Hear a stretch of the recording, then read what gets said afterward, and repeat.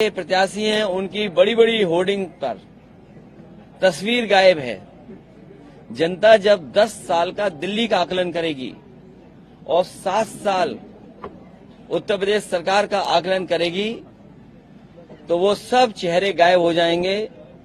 उत्तर प्रदेश से भारतीय जनता पार्टी का और देश की राजनीति से भारतीय जनता पार्टी का सफाया होने जा रहा है। महत्वपूर्ण संस्थाओं ने जो सर्वे किए हैं, बेरोजगारी चरम सीमा पे पहुंच गई। 80 और 90% पढ़ने लिखने वाला नौजवान बेरोजगार है।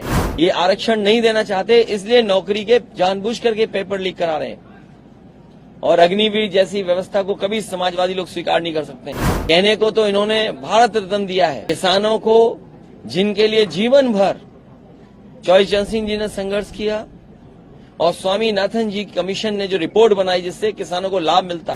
मुझे याद है कन्नौज का ब्रजेश पाल, जिसने आत्महत्या कर ली और आत्महत्या करने से पहले उसने कहा कि मैंने इतनी पढ़ाई की, मेहनत की और डिग्री हासिल की। उसने अपनी डिग्रियां चला दी और कहा कि जिस डिग्री से मुझे नौकरी नहीं मिल सकती उस डिग्री का क्या फायदा, उसने आत्महत्या कर ली। मैनपुरी का चुनाव इस बार रिकॉर्ड मतों से समाजवादी पार्टी जीतने जा रही है। पहले भी चुनाव जब बाई इलेक्शन हुआ तो यहाँ की जनता ने एक एक वोट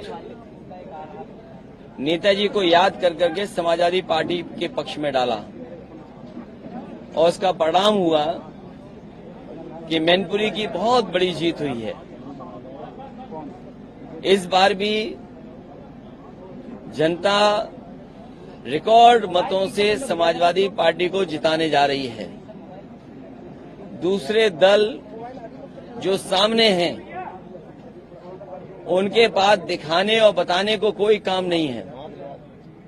सुनने में आ रहा है कि पूरे देश की होर्डिंगों से जो जो लोकसभा के उनके प्रत्याशी हैं उनकी तस्वीर हटा दी गई है।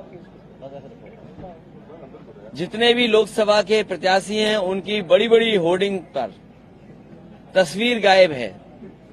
जनता जब 10 साल का दिल्ली का आकलन करेगी और 7 साल उत्तर प्रदेश सरकार का आकलन करेगी तो वो सब चेहरे गायब हो जाएंगे।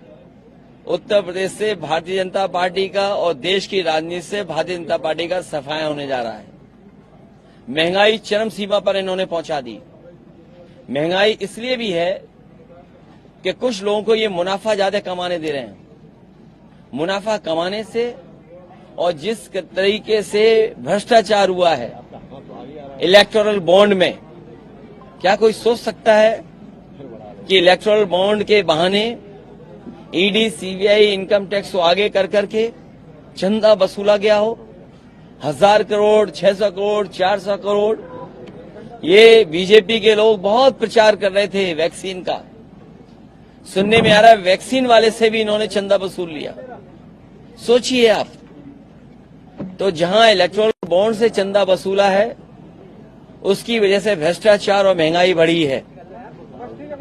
मुनाफा जो कमाने को मौका दे रहे हैं उससे महंगाई बढ़ी है।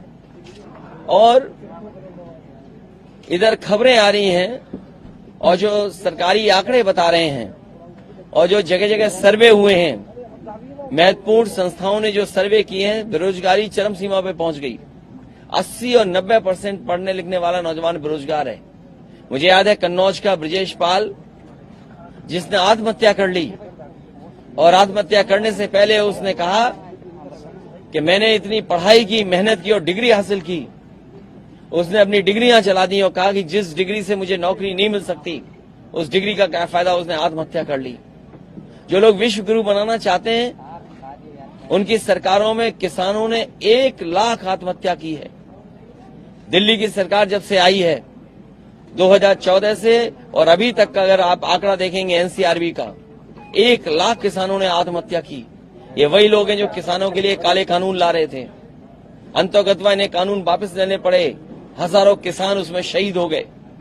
किसान ये बात नहीं भूला है और किसान ये बात भी नहीं भूला है कि उसकी आय दोगुनी का वादा किया था। आज किसान की किसी फसल की आय दोगुनी नहीं है। फसल तैयार है, सरकार क्या रेट दिलवा पा रही है? कहने को तो इन्होंने भारत रत्न दिया है चौधरी चरण सिंह जी को, स्वामीनाथन जी को, लेकिन क्या किसानों को जिनके लिए जीवन भर चौधरी चरण सिंह जी ने संघर्ष किया और स्वामीनाथन जी कमीशन ने जो रिपोर्ट बनाई जिससे किसानों को लाभ मिलता, क्या ये सरकारी या कानूनी अधिकार दे पा रहे हैं किसानों को एमएसपी के लिए? ये बड़े सवाल हैं और इनकी सरकार में तो हर परीक्षा लीक हो रही है। अभी तक 10 परीक्षाएं वो लीक हो गई हैं। जानबूझ करके इन्होंने नौजवानों से नौकरी छीनी है। ये नौकरी नहीं छीन रहे हैं, ये आरक्षण नहीं देना चाहते हैं, क्योंकि वो जानते हैं सरकारी नौकरी देनी पड़ेगी तो आरक्षण देना पड़ेगा। ये आरक्षण नहीं देना चाहते, इसलिए नौकरी के जानबूझ करके पेपर लीक करा रहे हैं। और अग्निवीर जैसी व्यवस्था को कभी समाजवादी लोग स्वीकार नहीं कर सकते हैं। जो 4 साल की आधी अधूरी नौकरी है, आने वाले समय में हो सकता है ये खाकी वालों की भी 4 साल या 3 साल की नौकरी कर दें, तो सोचो इनका भविष्य क्या होगा।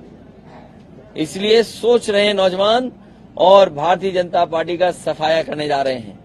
मैंने कई बार फार्मूला बताया, फिर बताता हूं कि 60 लाख बच्चे जो प्रभावित हुए हैं परीक्षा लीक से, उनके केवल माँ बाप को अगर हम जोड़ दें, एक परिवार में अगर 3 सदस्य 3 वोटर हैं, उनका हिसाब किताब अगर हम लगा लें तो 3 गुणा 60 लाख 1 करोड़ 80 लाख, और यही 1 करोड़ 80 लाख अगर हम 80 लोकसभाओं में भाग दे दें तो हर लोकसभा में 2,25,000 वोट केवल पेपर लीक से नौजवानों का भविष्य डुबा करके कम हो गया है। तो ये सरकार कहां बचेगी? जो लोग 400 पार की बात कर रहे हैं वो हारने जा रहे हैं, अपनी हार छिपाने के लिए 400 पार कह रहे हैं। और अगर 400 पार ही कर रहे होते तो क्या झूठे मुकदमे लगा करके दिल्ली के मुख्यमंत्री को जेल भेजना पड़ता? झूठे मुकदमे लगा करके साजिश करके षड्यंत्र कर करके झारखंड के मुख्यमंत्री को जेल भेज दिया। जिन्हें 400 पार का सपना दिखाई दे रहा है, क्या उन्हें जेल भेजना पड़ता? इनकम टैक्स, ईडी, सीबीआई को आगे करना पड़ता, प्रशासन को आगे करना पड़ता। जनता इस बार इंतजार कर रही है इनका।